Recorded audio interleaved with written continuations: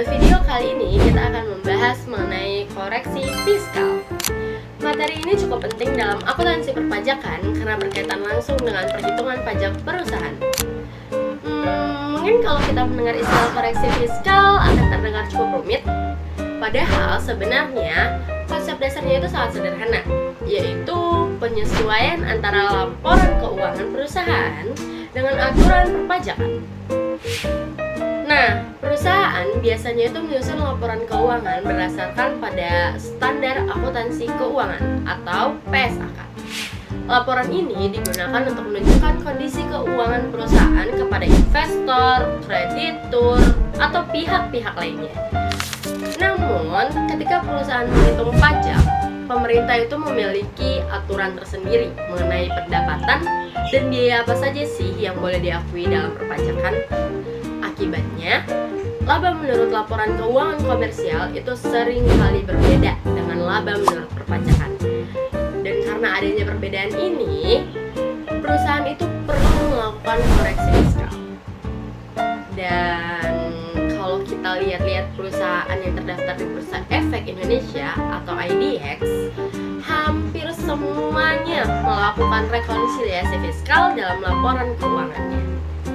Biasanya pada bagian pajak penghasilan terdapat penjelasan mengenai penyesuaian fiskal, baik koreksi positif maupun koreksi negatif. Jadi, koreksi fiskal ini benar-benar diterapkan dalam praktik perusahaan ya, bukan hanya teori di kelas saja. Pernahkah Anda bertanya-tanya, mengapa laba di laporan keuangan perusahaan bisa berbeda dengan laba yang dilaporkan di SPT pajak? Perbedaan ini muncul karena adanya proses yang disebut rekonsiliasi fiskal. Secara garis besar, koreksi ini terbagi menjadi dua jenis utama, yaitu koreksi fiskal positif dan koreksi fiskal negatif. Koreksi fiskal positif adalah koreksi yang menyebabkan laba fiskal bertambah. Biasanya hal ini terjadi karena ada biaya yang menurut akuntansi boleh dicatat sebagai beban, tapi menurut pajak tidak boleh dijadikan pengurang penghasilan bruto. Mari kita ambil contoh. Yang paling sering adalah denda pajak. Misalnya, ada perusahaan di IDX yang terlambat melaporkan pajak sehingga terkena denda sebesar 2 miliar rupiah. Dalam laporan keuangan komersial, denda tersebut tetap dicatat sebagai beban perusahaan karena memang mengurangi keuntungan perusahaan. Namun, menurut aturan perpajakan, denda pajak tidak boleh menjadi pengurang pajak karena dalam rekonsiliasi fiskal jumlah tersebut harus ditambahkan kembali. Inilah yang disebut koreksi fiskal positif.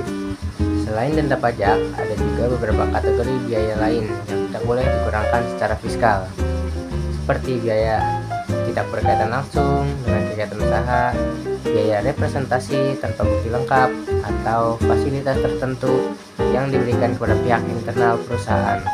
Dalam laporan keuangan komersial, biaya tersebut tetap diakui, tapi dalam perpajakan perlu dilakukan penyesuaian. Jadi meskipun secara komersial perusahaan merasa untungnya berkurang karena pengeluaran tersebut tetap ada karena biayanya tetap diakui. Memahami koreksi fiskal positif sangat penting bagi praktisi akuntansi dan perpajakan untuk memastikan kepatuhan pajak yang akurat dan menghindari kesalahan pelaporan di masa depan. Selanjutnya ada koreksi fiskal negatif. Koreksi ini terjadi ketika terdapat penghasilan yang menurut pajak tidak perlu dihitung lagi sebagai objek pajak. Nah, tetapi masih dicatat ke dalam laporan laba rugi komersial karena penghasilan tersebut harus dikurangi dalam perhitungan fiskal. Nah, contohnya itu seperti pendapatan bunga deposito. Nah, banyak sekali perusahaan yang terdapat di Bursa Efek Indonesia atau IDX ini menempatkan dana sementara mereka ke dalam bentuk deposito bank. Nah, sehingga perusahaan memperoleh bunga deposito yang nanti di dalam laporan keuangan komersialnya, bunga deposito itu tetap dicatat sebagai pendapatan perusahaan. Namun, menurut perpajakan yang ada di Indonesia, bunga deposito ini sudah dikenakan biaya pajak final. Nah, karena pajaknya itu sudah dipotong secara final, maka pendapatan tersebut tidak perlu dihitung lagi ke dalam penghasilan kena pajak. Nah, Oleh sebab itu, jumlah bunga deposito harus dikurangi dari laba komersial dan biasanya ini itu yang disebut dengan koreksi fiskal negatif. Nah, agar lebih mudah dipahami oleh teman-teman, kita coba lihat dari kasus sederhana. Misalnya kayak ada sebuah perusahaan manufaktur yang terdaftar di Bursa Efek Indonesia atau IDX memiliki laba komersial sebesar 100 miliar pada akhir tahun. Nah, setelah dilakukannya pemeriksaan secara internal, ditemukanlah beberapa transaksi yang perlu disesuaikan secara fiskal.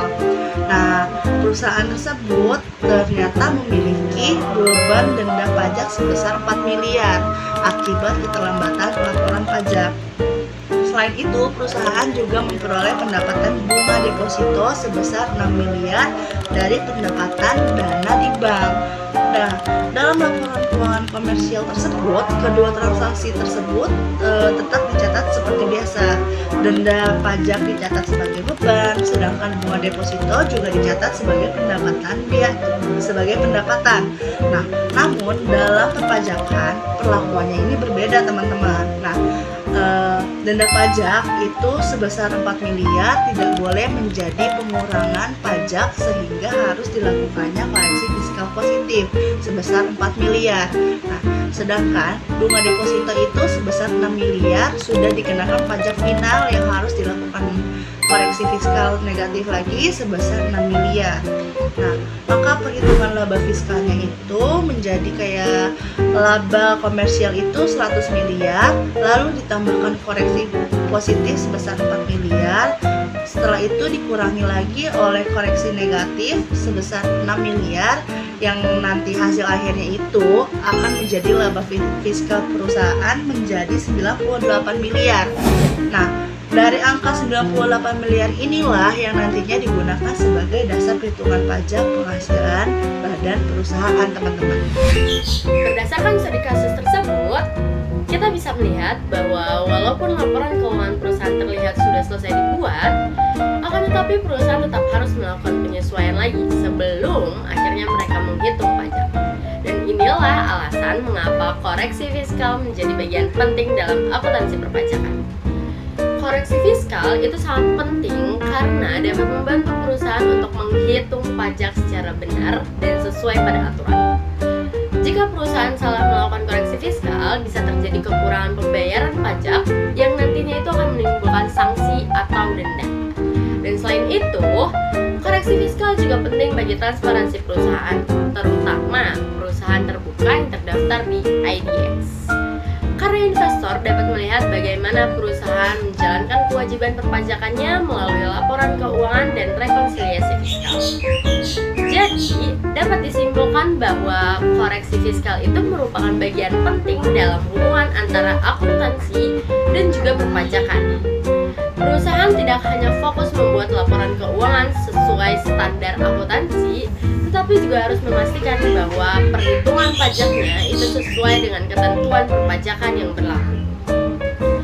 Sekian penjelasan dari kelompok kami.